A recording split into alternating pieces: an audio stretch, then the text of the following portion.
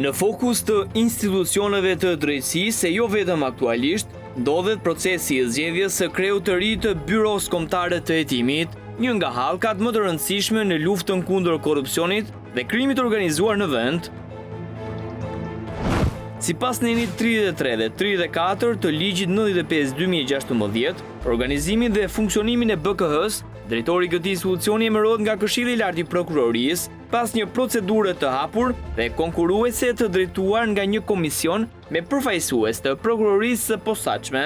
Ky komision para zgjedhjes aktualisht përbëhet nga Altin Dumani, kreu i SPAK, prokurori Behar Dibra dhe ish kreu i SPAK Arben Kraja. Procesi për zgjedhjes nisi me një thirrje publike për aplikim. Fillimisht në thirrjen e parë refuzoi të aplikonte drejtuesja aktuale Aida Hajnaj.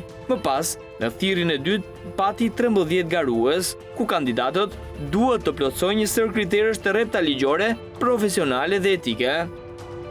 Kandidatët duhet të kenë të paktën 5 vite përvojë në hetimin e çështjeve që lidhen me korrupsionin, krimin organizuar apo krimet e rënda, si dhe të kenë kryer studime në drejtësi ose në akademinë policore me një diplomë të nivelit master i shkencave. Për të përzgjedhur si drejtori i BKH-s, kandidati duhet të ketë vetëm shtetësi shqiptare, të mos jetë në hetim apo gjykim dhe të mos ketë mbajtur funksione politike apo poste drejtuese në partitë politike gjatë 10 viteve të fundit.